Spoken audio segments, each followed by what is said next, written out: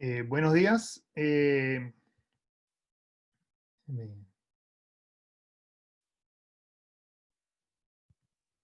Buenos días a todos. Espero que eh, se encuentren todos bien, sanos y saludables. Mi nombre es Roberto Rigobón, soy profesor en la Sloan School, soy venezolano y, y quiero darles algunas reglas. Todo el mundo va a estar en mute, pueden usar el chat para comunicarse entre todos ustedes, como ustedes quieran usarlo. Nosotros vamos a manejar las preguntas. En la parte de abajo de la página de Zoom hay una cosa que se llama Q&A, ahí es donde vamos a hacer las preguntas. Eh, em, y las otras formas que lo vamos a hacer es cuando ustedes levantan las manos. Yo voy a tener la posibilidad de ver cuando ustedes levantan las manos y ahí podré atenderlos para hacerlo más interactivo.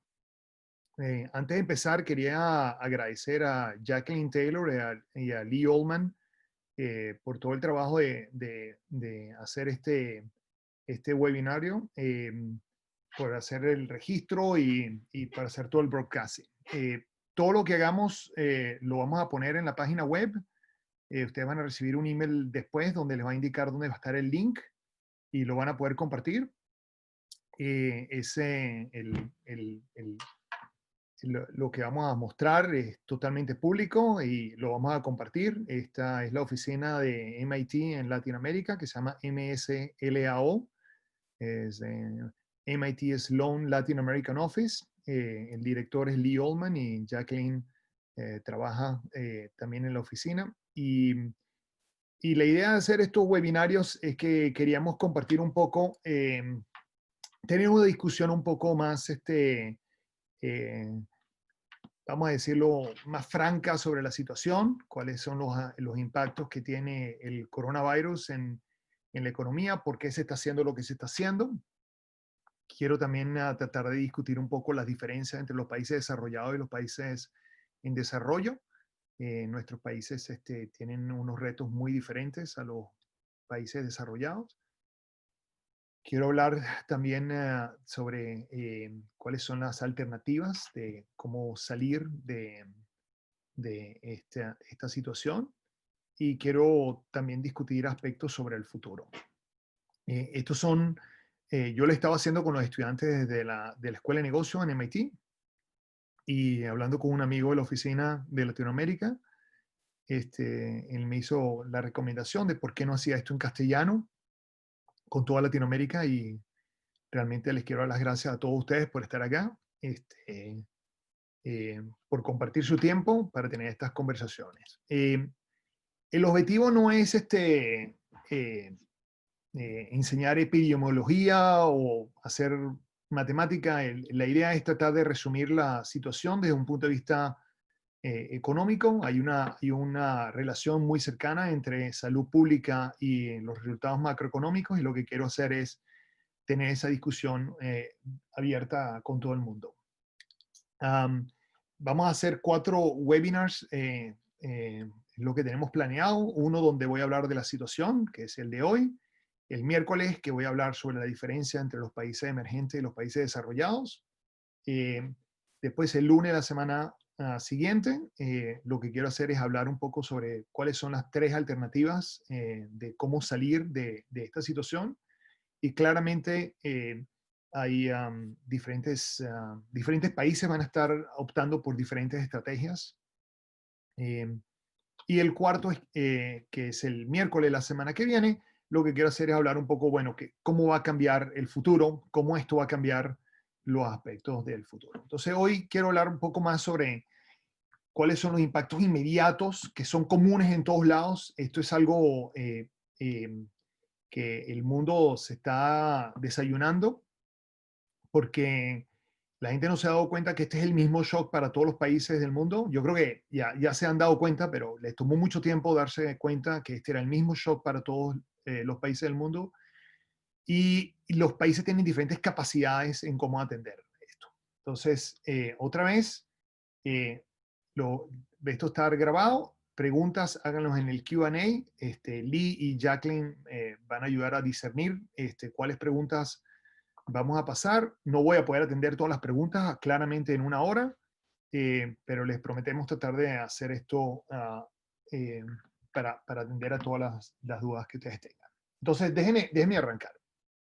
El coronavirus, de hecho, son dos crisis en una y además estamos tratando de evitar una tercera. O sea, el coronavirus arranca como un tremendo shock de oferta, donde va a haber una disrupción del lado de la oferta, donde países que producen materias primas y países que producen productos que son de consumo de todos nosotros, repentinamente tienen que cerrar las fábricas y por lo tanto va a haber un shock que le va a impactar a todo el mundo. El intercambio internacional toma más o menos 45 días desde China hasta el último país, a los países más lejanos. O sea que el shock de China que pasó en febrero es algo que vamos a estar sintiendo más o menos en abril, el 15 de abril. O sea, esta es la época en la cual nosotros estamos, toda la parte de la oferta va a estar más afectada.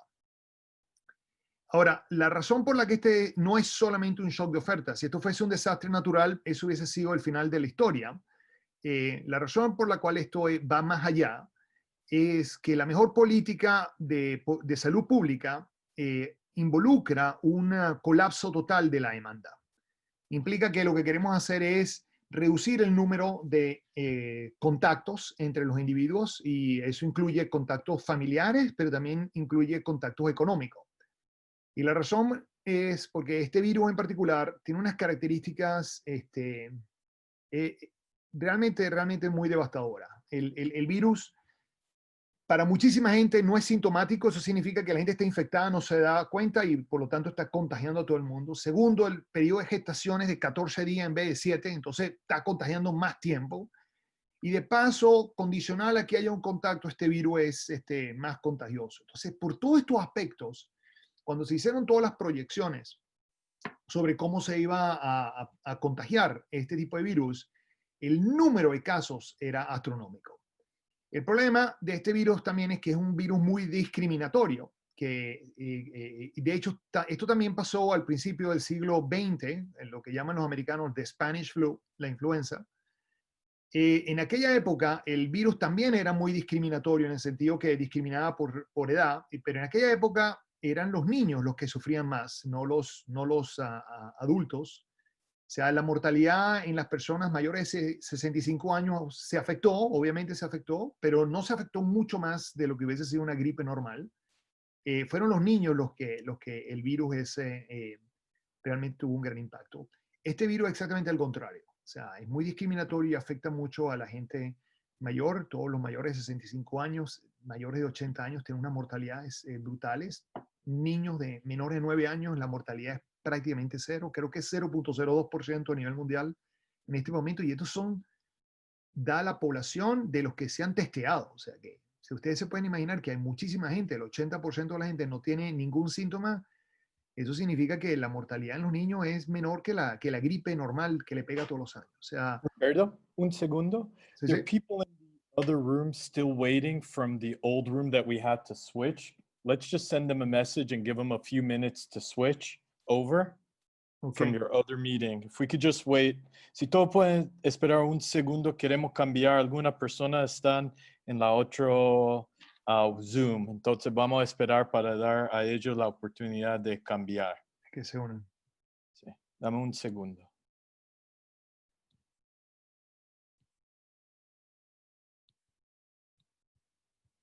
Ok, entonces yo me imagino que tengo que proveer algún tipo de entretenimiento ahora. Este, ah, este, creo que de hecho estamos conectando gente de Argentina, de Chile, del Perú, Colombia, Venezuela y Costa Rica. Eh, eh, y tengo amigos que son suficientemente viejos que saben que yo tocaba en una banda de rock hace muchísimos años. Yo era el peor músico de esa banda de rock, pero pero la pasé muy bien. O sea, toqué con músicos extraordinarios. Tenemos gente de España y de México también que se están conectando. Y Argentina lo dije. Eh, alguien aquí, un argentino me está pidiendo que cuente un chiste de argentinos. Lo que pasa es que esos chistes son son en general bastante inapropiados. Así que, y tengo saludos de Paraguay también. O sea que, qué maravilla. Tenemos un montón de gente por todos lados conectada. Realmente me parece una maravilla. Y hay alguien que está en Miami, que claramente Miami, ellos piensan que son Estados Unidos, pero Miami es la ciudad latinoamericana más cercana a los Estados Unidos que uno puede encontrar. Y Lee, está la gente conectándose. Ahora sí, entonces Oh, ya puede empezar de nuevo. ok, perfecto. Entonces, eh, dadas las características de este virus, el hecho que va a afectar a la gente mayor y lo afecta desde el punto de vista respiratorio. Entendimos en forma muy rápida que iba a haber dos tipos de impacto de este virus en la población. O sea, uno es el impacto del virus per se, que va a impactar a los individuos y algunos de esas personas lamentablemente van a fallecer. Esto ocurre todos los años con la gripe. El segundo impacto es que mucha de esta gente puede morir no porque el virus les causó la muerte, sino porque no pudieron recibir la atención médica necesaria. Y ahí es donde yo creo que es importante entender por qué queremos cambiar la dinámica de esto. Lo que voy a hacer es voy a compartir mi iPad para contarles un poco cómo vemos el problema. ¿Ok? Entonces, ok. Entonces, eh, yo lo que voy a hacer es dibujar dos cosas, bueno, tres cosas fundamentalmente. Voy a poner aquí los casos, que es el número de casos de infecciones. Aquí voy a mostrar el impacto en el PIB, ¿ok? Y debajo de eso voy a mostrar el número de muertes, ¿ok? Y fundamentalmente, lo que ocurre con el virus es, da la potencia de este virus, el nivel de casos iba a subir en forma exponencial muy, muy rápida y después iba a caer. Y para ser sincero, esto es un aspecto que esperábamos que ocurriese, ocurre en todos los virus, donde al principio en todos los modelos hay una cosa que se llama R0, si alguien lo ha visto, que se llama la tasa de reproducción, reproduction rate. Esto implica qué tan rápido el virus se propaga en una población. Y este virus es algo así como 3 veces más fuerte tres o 4 veces más fuerte que la gripe normal. O sea, que se contagia en forma muy, bueno, muy, muy, muy violenta. El problema de esto fundamentalmente es que hay una capacidad del sector de salud. Entonces, esta es, vamos a suponer, en la línea verde, es cuánta gente nosotros podemos atender. Esto es la parte de salud pública. Y lo que pasa acá es que mucha gente, que todos estos casos que están por encima de la capacidad de la salud pública, esos individuos realmente no tienen la atención necesaria. Entonces, si ustedes se fijan desde el punto de vista del número de fallecimientos, lo que va a ocurrir es que hay un porcentaje de fallecimientos que están ocurriendo por el número de casos que tenemos, pero después esos fallecimientos van a subir de forma importante y después se van a estabilizar y van a caer. Y este tipo de fallecimientos que están aquí son todo lo que se deben al hecho que no tuvieron salud pública, no recibieron atención médica sin hospital. Y, y la razón es que si bien hay un número de individuos que van a morir por el hecho que el virus es letal, lo que queríamos hacer es evitar que haya unas muertes innecesarias. Y todas las enfermedades, todas las pandemias van a tener un impacto en el PIB, por lo tanto, vamos a suponer que este era el impacto que iba a ocurrir si nosotros no teníamos ninguna intervención. Lo que hemos decidido es reducir, y en azul lo que voy a hacer es, lo que hemos hecho es decidir, vamos a reducir el número de contactos en las personas. Entonces, estos son, diferentes países usaron diferentes estrategias, pero la idea de reducir el número de contactos es que la propagación del virus se haga más lenta. Y entonces, nosotros no podemos cambiar el virus, lo que tenemos que hacer es cambiar el número de contactos. Y para cambiar el número de contactos, lo que hemos hecho es causar una crisis económica brutal. Entonces, lo que fue un shock de oferta al principio, esto era puramente un shock de oferta, es que la mejor respuesta de salud pública es crear un colapso en la demanda. Y esto significa que el PIB cae muchísimo más. Y por cierto, no está claro dónde vamos a terminar. La esperanza es que en el largo plazo, el no tener muertes innecesarias significa que vamos a terminar en un mejor lugar. Y por lo tanto lo que estamos haciendo es esa inversión. Lo que sí seguro va a pasar es que el número, lo voy a dibujar un poquito más abajo, pero el número de muertes va a ser diferente. ¿Okay?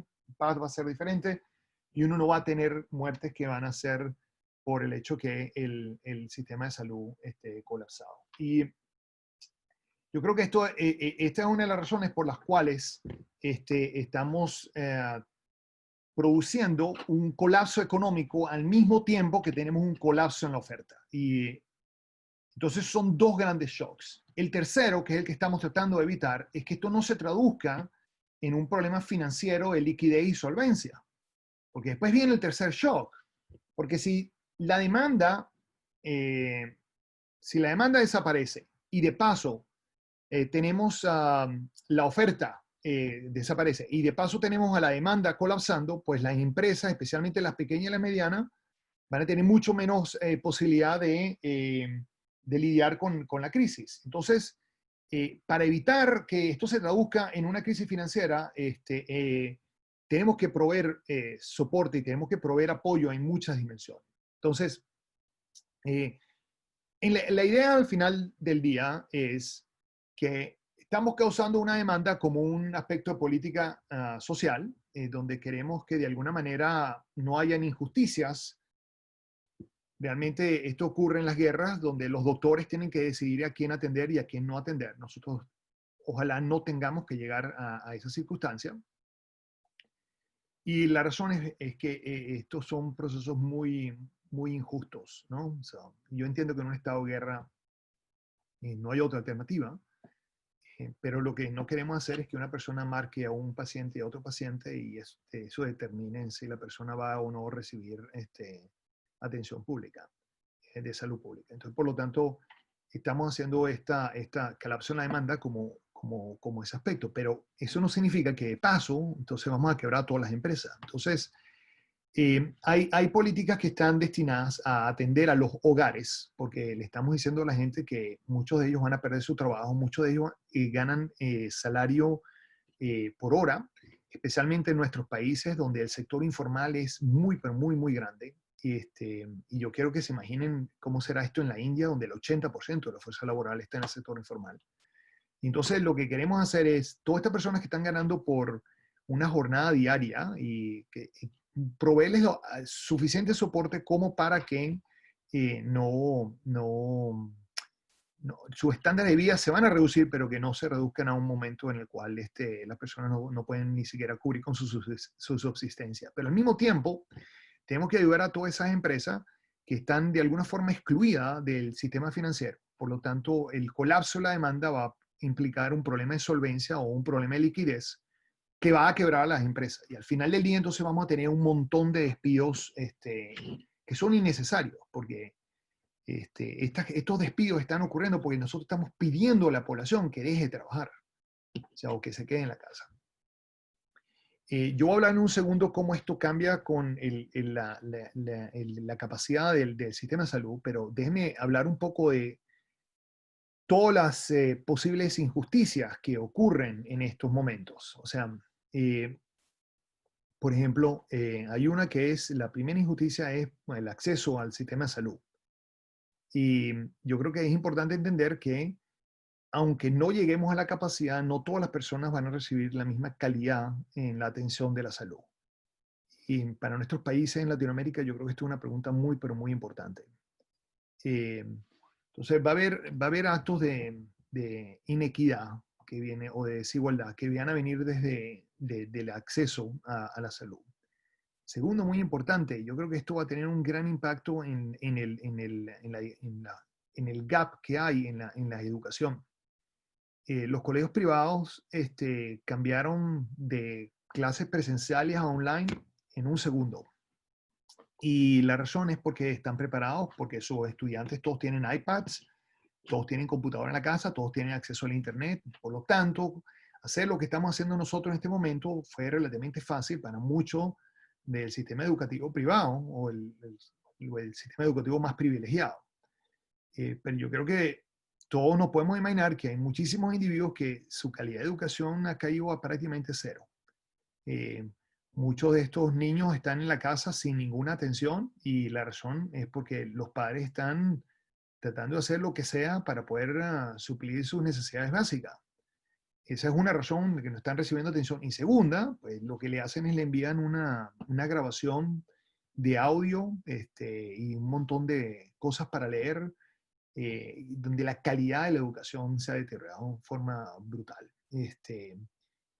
Las instituciones que tenemos mucho más privilegio, pudimos movernos a un sistema como el que estamos experimentando en este momento, que permite tener esta comunicación y que si bien no es lo mismo que tener la comunicación presencial, yo les puedo asegurar, yo nunca en mi vida he dado una clase con más de 500 personas en la audiencia y esta tecnología nos lo permite hacer. Entonces, yo creo que es importante entender que aquí va a haber en los bienes sociales más fundamentales como educación y salud, esta crisis está creando una desigualdad muy, pero muy importante. Y después toda la desigualdad que viene por el acceso al sistema financiero y la capacidad del Estado. Eh, el gobierno de los Estados Unidos ha anunciado que van a gastarse 2 trillones de dólares, trillones como dicen los gringos, ¿no? 2 trillones de dólares. Los tipos han gastado más o menos cero. O sea, y la razón es porque no es tan fácil. Y para ser sincero, el gobierno americano tiene bastantes incapacidades en cómo gastar. Quiero darles un ejemplo.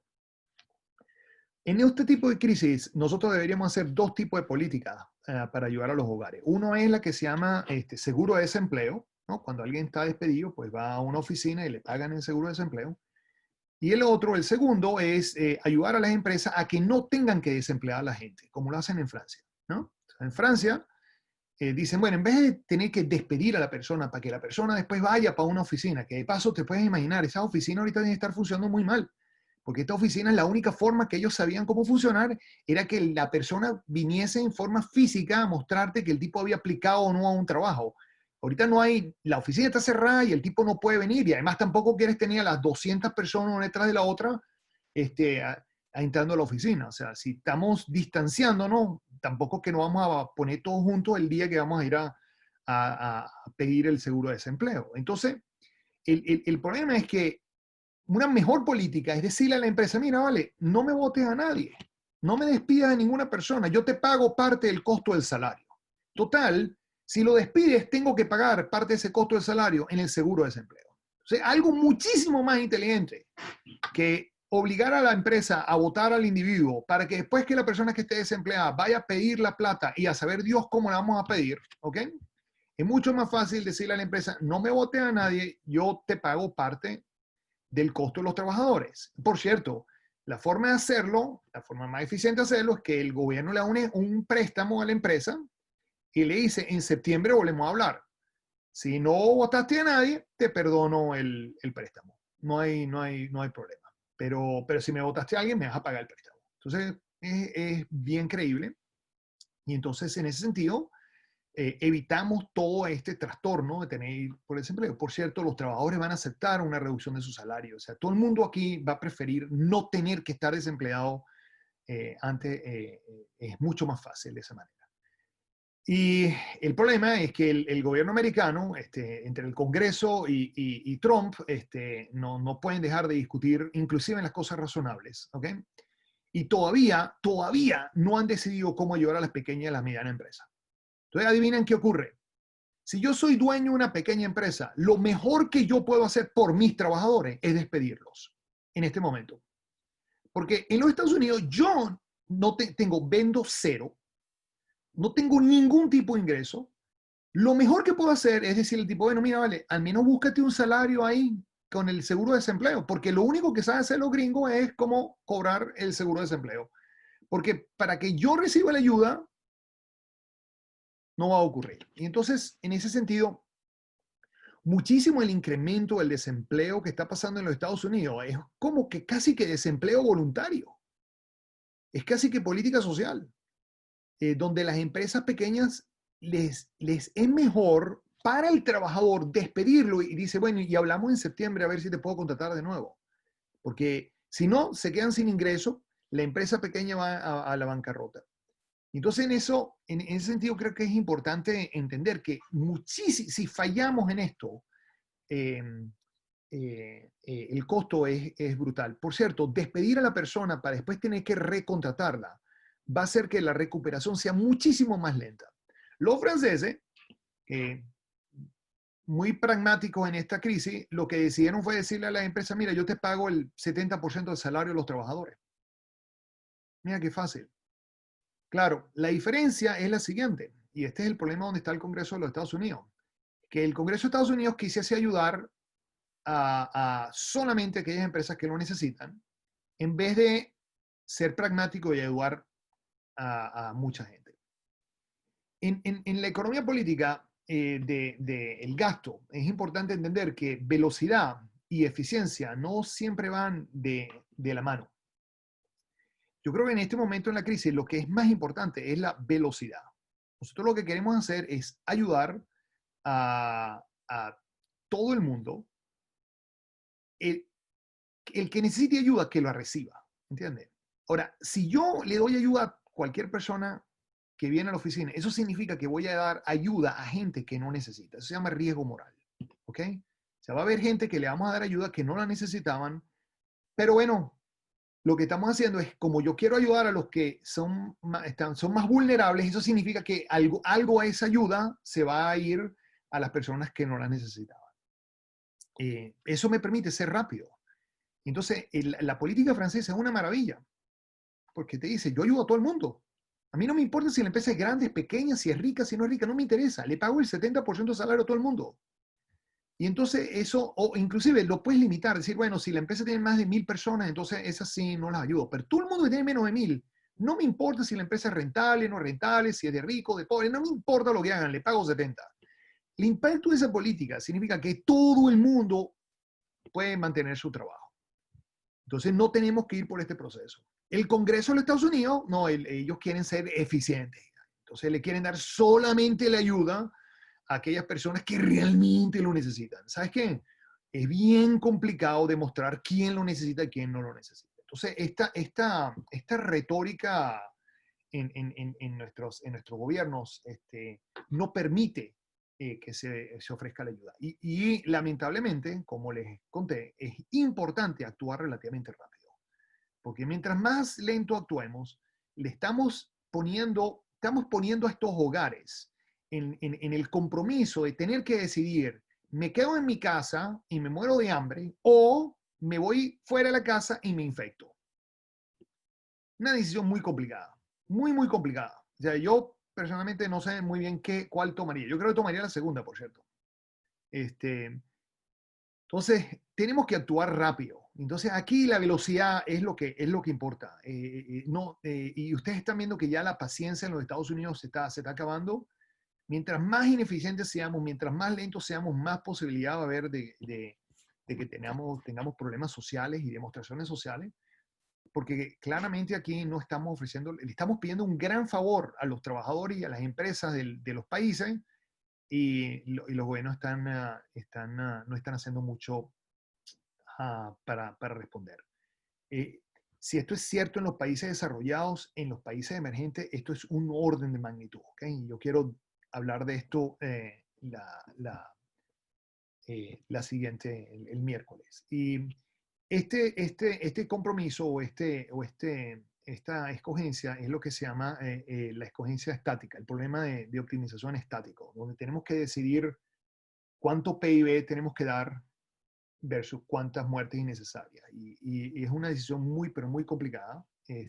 Moralmente es súper complicado tomar esta decisión, o sea que no quiero que suene como que esto es trivial y que yo tengo la respuesta, yo no tengo la respuesta y no estoy muy seguro si yo quisiese tener la responsabilidad de tomar esa decisión, bajo ningún respecto, pero lo que sí es que ese es un aspecto. Segundo aspecto es cómo salimos. Dado que hemos tomado esta decisión de aislarnos, ¿cómo salimos? ¿Cuándo salimos? Y esos son aspectos de la parte dinámica. Y entonces eso los voy a discutir el lunes. Entonces el miércoles discuto la diferencia con los países emergentes y el lunes discuto la otra. Lo que quería mostrarles hoy es un poco qué pasa cuando la capacidad del sistema de salud cae. ¿Okay? Cuando tenemos menos posibilidad de atender a la gente, cuáles son las implicaciones de eso. Y los dibujos se parecen mucho a los que hice anteriormente, así que déjenme compartirla. Esto lo hice antes porque son más complicados de dibujar. ¿Okay? Roberto, una pregunta. Sí. Cuando ya terminamos, vamos a dar todas las personas que tienen las preguntas. Hay 14 ahora. Vamos a revisar las preguntas en los últimos 15 minutos. Gracias. Sí. Yo termino en 4 minutos. Yo tenía planeado terminar a las 12:40 y tomar todas las preguntas. Lo que les quiero mostrar aquí, en términos de la capacidad del sistema de salud, y yo creo que esta es una pregunta importante que tenemos que hacernos en Latinoamérica, es, esta es la situación, la primera que está acá, esta es la situación de los países desarrollados, donde en cierto sentido el sistema de salud es relativamente bueno, ¿ok? Y por lo tanto, si bien va a haber un número de individuos que van a fallecer si dejásemos que el virus se propagase sin ningún control, podemos lidiar con esas muertes. En cierto sentido, estas son las muertes que son innecesarias. Estas podemos evitarlas, ¿ok? Y por lo tanto, en ese sentido, lo que podemos hacer es decidir, bueno, vamos a invertir, en otras palabras, vamos a invertir parte del PIB de hoy para salvar esas vidas en el largo plazo. Y en los países desarrollados, yo creo que estas dos curvas, de hecho, se cruzan. ¿Ok? Se cruzan así. Y eso significa que el PIB en el largo plazo de la economía, que no pasemos por muertes innecesarias, va a ser mejor. Y además esto no solo afecta, no es solamente el número de personas, sino es el costo que implica socialmente pasar por esos procesos. Hay un aspecto importante de las pandemias que cambian la dinámica de la mortalidad a lo largo del tiempo. O sea, va a haber mayor mortalidad por pandemia este año y la expectativa de vida va a caer, pero la expectativa de vida sube después. Esto siempre se parece como si yo puse la expectativa de vida, esto se ve como una V. O sea, la expectativa de vida de un país va subiendo, cae y sube y después sigue. ¿Ok? Esto es típicamente lo que pasa cuando hay todos estos tipos de shocks, de desastres naturales, cuando el shock es puramente oferta. Y yo creo que eso va a pasar en los países desarrollados, va a haber una caída y una recuperación de la expectativa de vida y va a ser muy rápida después de la pandemia. Y la razón es porque al final del día, en 5 o 6 años más tarde, las personas que murieron hoy iban a morir en algún momento. Ese es más o menos lo que dicen los biólogos y la gente que hace epidemiología, es que la gente que iba a morir 7 años más tarde, dada su edad, se murió antes. Entonces eso reduce la expectativa de vida en este momento, pero esa persona no va a morir en el futuro, por lo tanto, entonces vuelve a subir. Y uno tiende típicamente a regresar al patrón o a la tendencia que existía antes. Ahora, lo que les quería discutir es, imagínense que yo tengo un sistema de salud que es peor, o sea, donde yo lo que hago es reducir la capacidad del sector de salud. Entonces, eso significa dos cosas. Uno, significa que el número de muertes innecesarias va a crecer muchísimo. Y segundo, es que ahora yo necesito tener a la economía en una recesión por mucho más tiempo y mucho más profunda.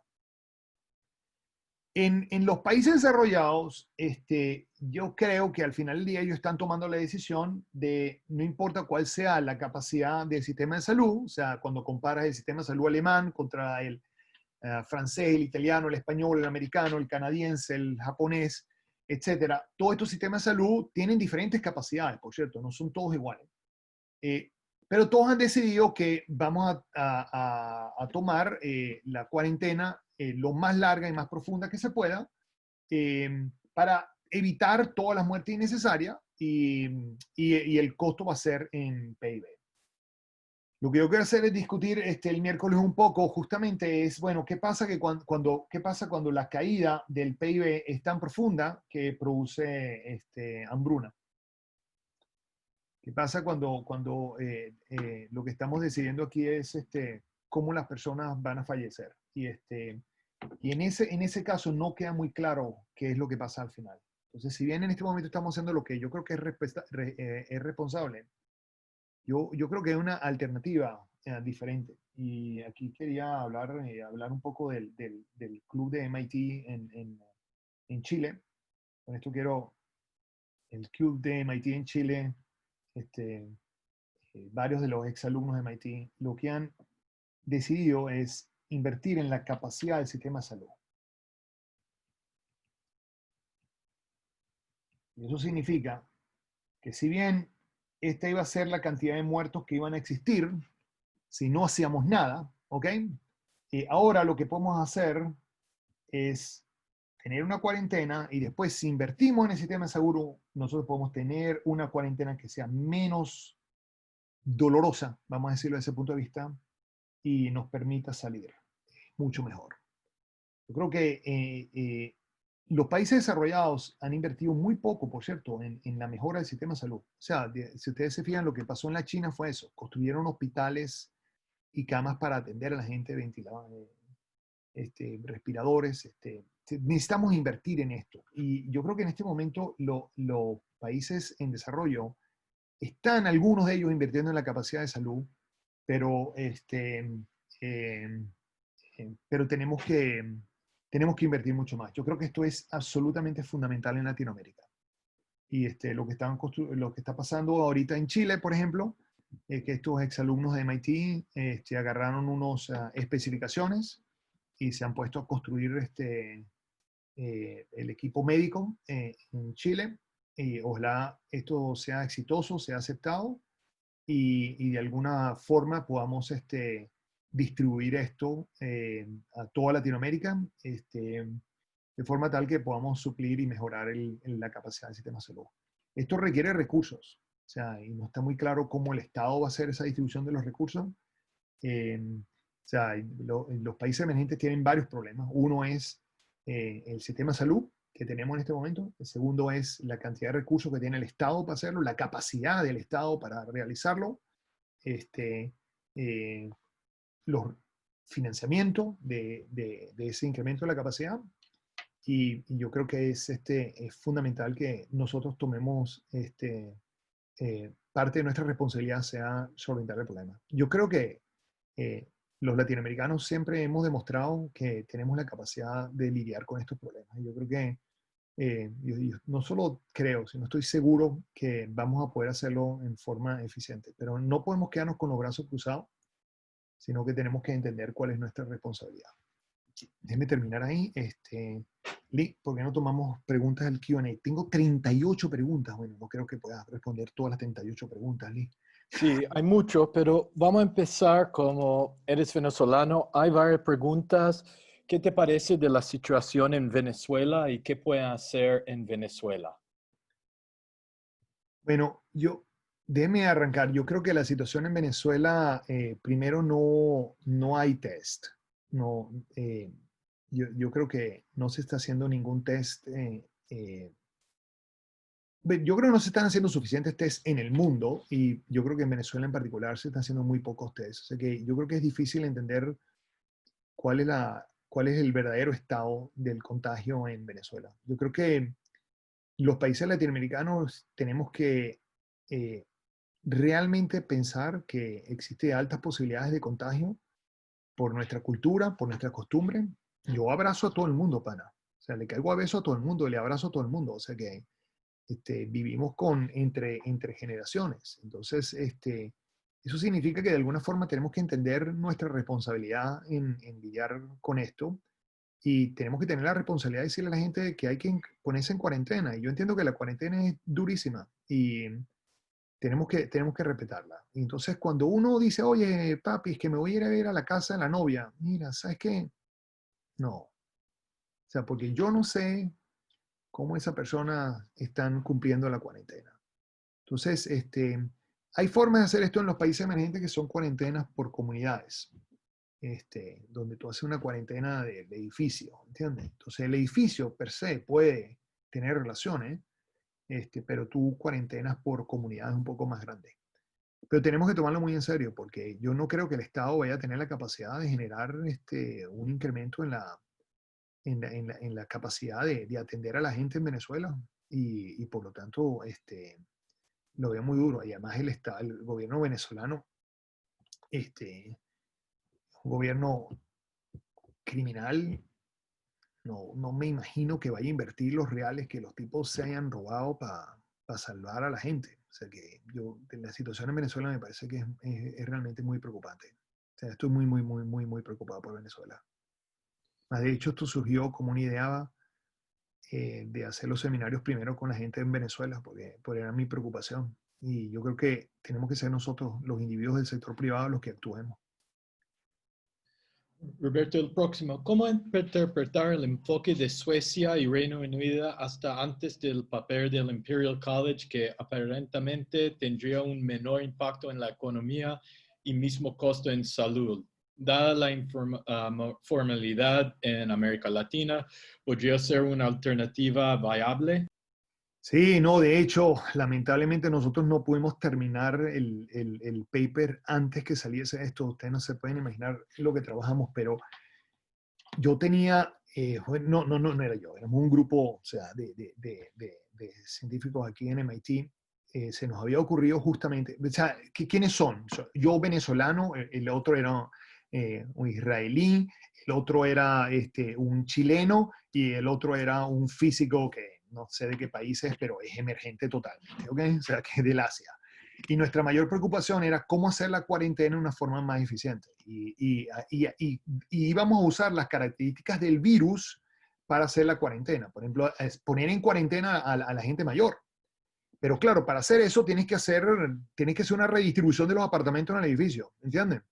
Entonces agarra a toda la gente mayor y la pones del piso 5 al 8, ahí están todos los viejos. Y entonces, y el que se encargue de darle atención a los viejos, ese está cuarentenado con los viejos y el resto de la población está trabajando. Entonces, estuvimos tratando de hacer esta demostración, pero no pudimos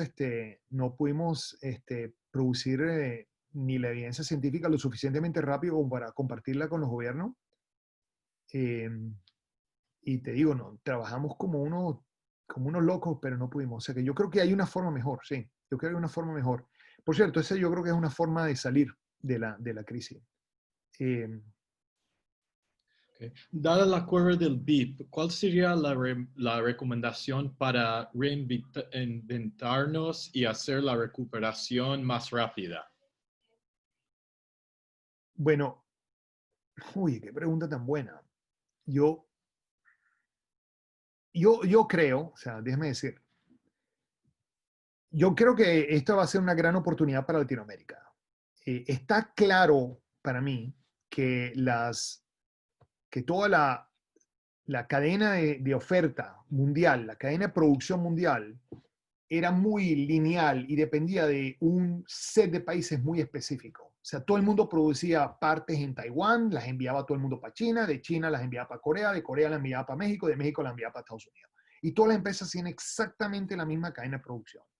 Esa cadena de producción era muy lineales, muy poco diversificadas. Yo creo que las multinacionales en este momento están pensando radicalmente cómo cambiar eso. Y una forma de cambiar eso es diversificar los países que te ofrecen, no necesariamente porque sea económicamente viable, sino porque es el punto de vista de hacer una cadena de oferta mucho más robusta. Entonces, si yo no voy a producir en Asia exclusivamente, y por cierto, estos shocks, estos shocks ahora van a ser más comunes de lo que pensábamos. Van a haber shocks del medio ambiente, van a haber shocks de salud, van a haber shocks de otros tipos y desastres naturales, etcétera. Entonces, en vez de producir todo en Asia, lo que estas empresas multinacionales van a decir, bueno, ¿quién puede producirme partes? Esa manufactura a nivel medio. Yo creo que Brasil, México, Chile, Colombia, levanten la mano y le digan a las empresas multilaterales, a las empresas multinacionales, mira, pon tu fábrica aquí, no porque Colombia sea más barata que China, no, no lo es porque esto le permite a la empresa multinacional tener la posibilidad, el conocimiento de producir en Colombia cuando ocurre un desastre natural en la China. Y entonces, de esa forma, yo no pierdo la cadena de producción. Y yo creo que Latinoamérica va a tener un gran rol en esa reestructuración de la oferta mundial. Pero esto depende mucho de la política. O sea, por ejemplo, yo no me puedo imaginar que en México López Obrador de repente le va a decir a las multinacionales, mira, vale, sí, tienes razón, todo lo que yo he dicho toda mi vida, que ustedes son un diablo, ahorita son unas bellezas de gente, vengan aquí, inviertan en mi país. O sea, hay un problema de la retórica política que hemos tenido por mucho tiempo en Latinoamérica, que es que piensa en el sector privado como un enemigo, no como un socio del progreso. Y esta gente que piensa constantemente que el sector privado es el enemigo, para esos países va a ser muy difícil permitir a una empresa multinacional instalar una fábrica y salir adelante. En Costa Rica, en Colombia, en Chile, las actitudes son bien diferentes. Y por lo tanto yo me imagino que estos países van a tener muchísimo más chance de usar esa oportunidad. Pero sí, esto va a reinventar a nivel mundial. El otro aspecto son todos aspectos que se refieren a entretenimiento y consumo en el hogar. Yo creo que los latinoamericanos somos expertos en producir eso.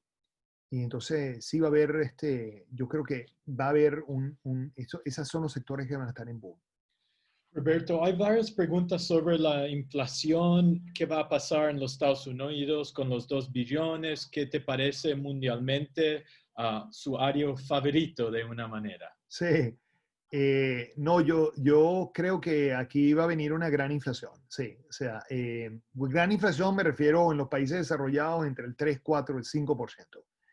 Y la razón es que, primero, el estímulo es muchísimo más grande que 2 trillones de dólares, muchísimo más grande. 2 trillones son del Estado federal. Después tienes todos los estados locales, o sea, toda la parte del impulso estatal, donde cada uno de los estados de los Estados Unidos en diferente grado, pero cada uno de ellos está ofreciendo diferentes beneficios, o sea, recorte de impuestos, etcétera. O sea, atrasando los impuestos, o sea, va a haber mucho que viene también por el parte del Estado. Y después está la Reserva Federal, el Banco Central de los Estados Unidos. Si los tipos dieron crédito barato en 4 trillones de dólares con la crisis del 2008, esta que va a ser por lo menos el triple en términos de la caída del PIB, vamos a ponerle que den cuánto, 6. O sea que imagínense, estos son aproximadamente el 40% del PIB de los Estados Unidos se le va a dar a la gente en los siguientes 6 meses. O sea que esto va a acarrear inflación.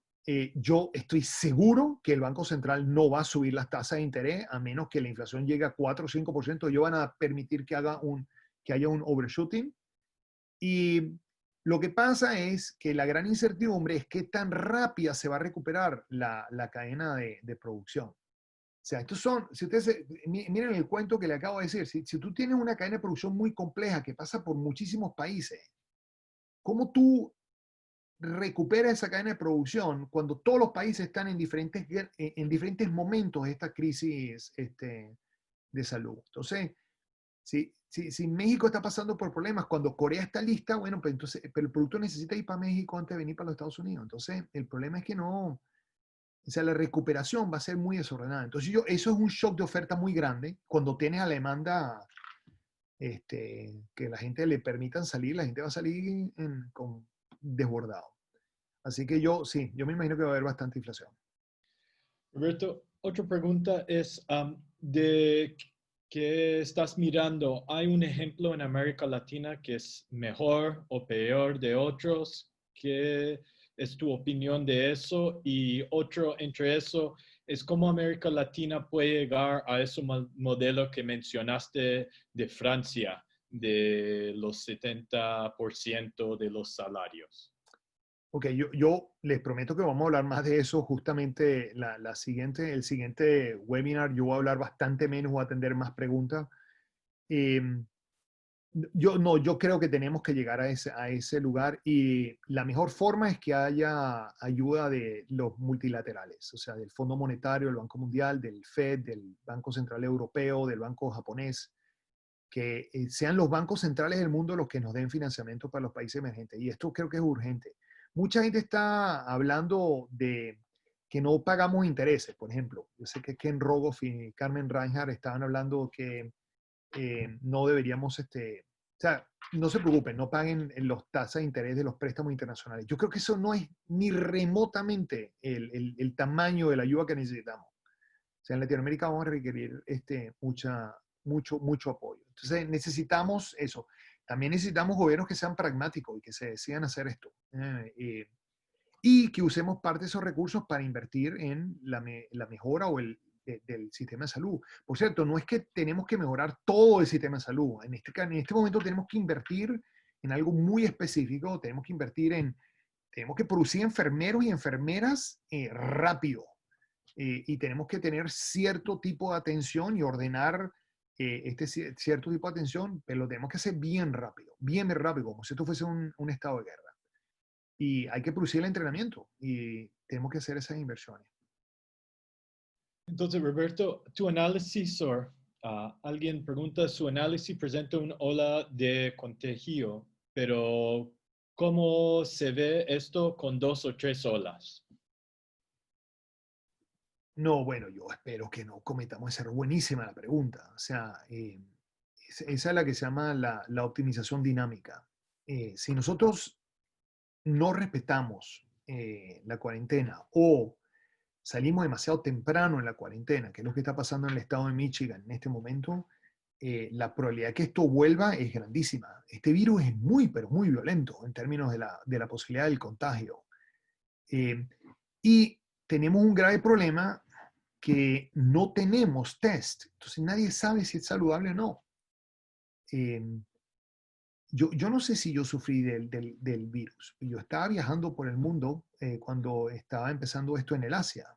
Yo no fui al Asia, o sea, yo cancelé mis viajes al Asia, pero yo estaba viajando por Europa, dando un seminario. Y de repente yo contagié y yo soy uno de los 80% que no tuvo ni ningún síntoma.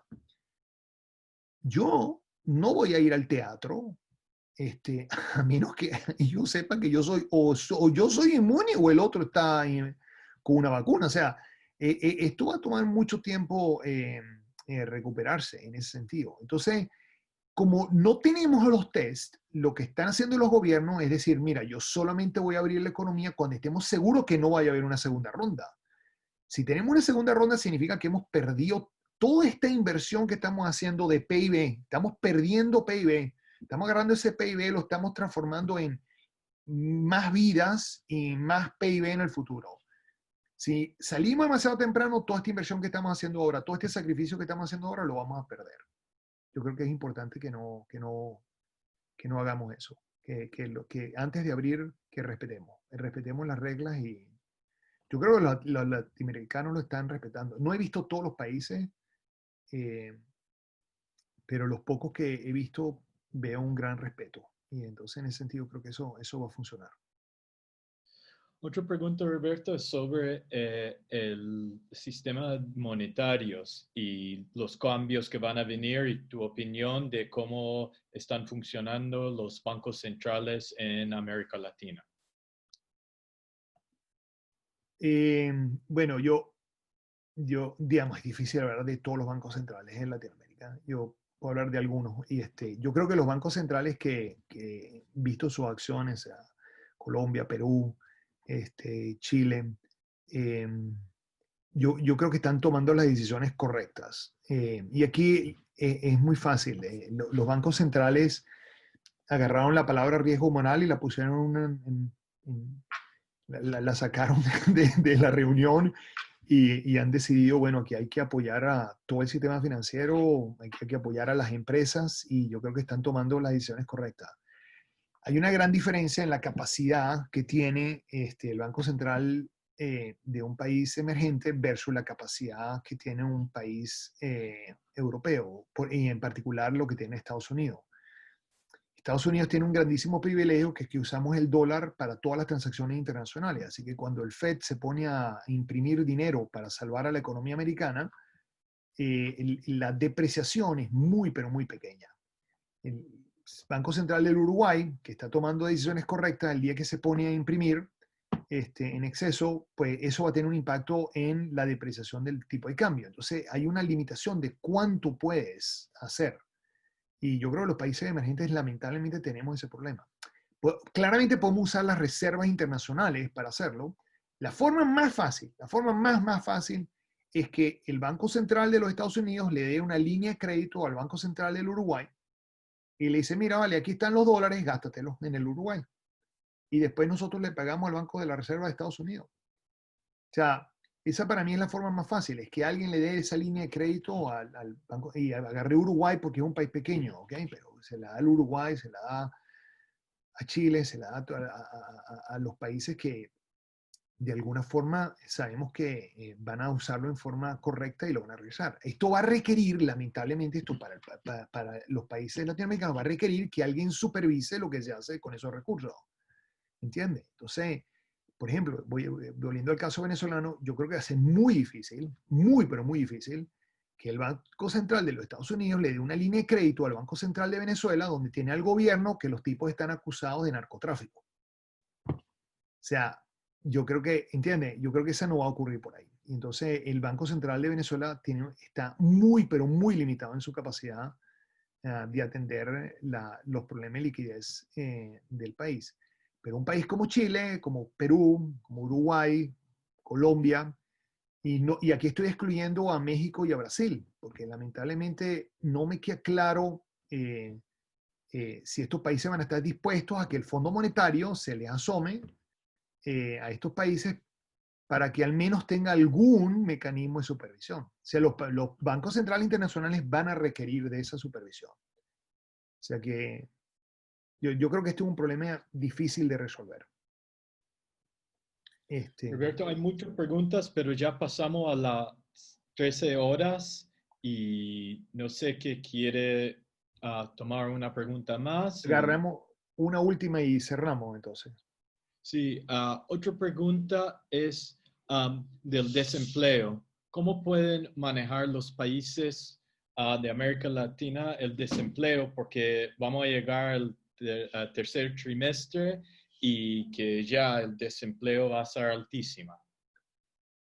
Sí, fíjate que en el caso de Latinoamérica, yo estoy más preocupado del problema de desempleo en los países desarrollados que en los países latinoamericanos. Porque aunque, o sea, si nosotros no le damos el apoyo a las empresas, yo creo que simplemente lo que va a ocurrir, nosotros no le vamos, para ser sincero, yo no le puedo, vamos a hablar de otro país para no hablar de Latinoamérica, para que no sea, pero yo no creo que el Estado en la India le pueda solicitar a sus ciudadanos pasarse 2 meses sin ganar un centavo.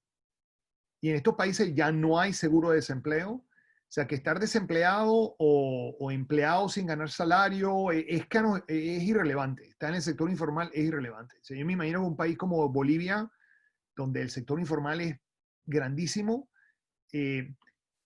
Estar desempleado en el sector informal es casi que irrelevante. Y entonces aquí el problema es cómo darle un estándar de vida mínimo y digno a todos los ciudadanos que le hemos solicitado que se queden en su casa, empleados, desempleados de las diferentes formas. Yo creo que esa es la gran pregunta. Yo creo que el desempleo en Latinoamérica va a ocurrir si hacemos las cosas mal desde el punto de vista de la ayuda a las pequeñas y las medianas empresas. ¿Okay? Si los países se dejan dominar por una ideología donde ellos piensan que el sector privado es el enemigo, lo que va a ocurrir es que la ayuda a las pequeñas empresas no va a ocurrir, las pequeñas empresas van a ir a la bancarrota y ahí va a haber grandes despidos. Pero al final del día el Estado tiene que apoyar o a la empresa o a los trabajadores o a ambos, independientemente de cuál sea el estatus. O sea, si el trabajador es temporal, si el trabajador es lo que se llama gig economy aquí en los Estados Unidos, o si el trabajador es permanente o está desempleado, yo creo que el Estado y todos los ciudadanos tenemos una responsabilidad de tratar de cubrir un mínimo estándar de vida para todos los individuos, porque si no lo estamos poniendo a todo el mundo en un dilema brutal, donde la gente tiene que o contagiarse o morirse de hambre. Yo creo que al final del día yo prefiero contagiarme. O sea, y yo creo que la mayor parte de la gente va a decidir en el primero y no en el segundo. Y yo creo que, por eso yo creo que hay una gran urgencia aquí. Y yo siento que los países, las multilaterales no están dando la talla y yo creo que los gobiernos tienen que ser profundamente más pragmáticos en solicitar esa ayuda urgentemente. O sea, hay países que lo están haciendo, ¿ok? Yo creo que ahí tiene que haber un grado de urgencia. India, por ejemplo, ya dijo que no quiere recibir ayuda del Fondo Monetario, cual me parece una locura. Me parece una absoluta una locura. Y la razón es porque no quieren recibir la supervisión. En este momento yo creo que es mucho más importante salvar vidas en nuestros países que el Fondo Monetario me obligue al gobierno argentino dentro de 3 años a reducir el déficit fiscal. O sea, por favor, cuando el gobierno argentino decide que para ellos es más importante el déficit fiscal dentro de 3 años que salvarle la vida a los argentinos, para mí es difícil comprender esa escogencia. Y lamentablemente este virus es mucho más fuerte de lo que la gente piensa.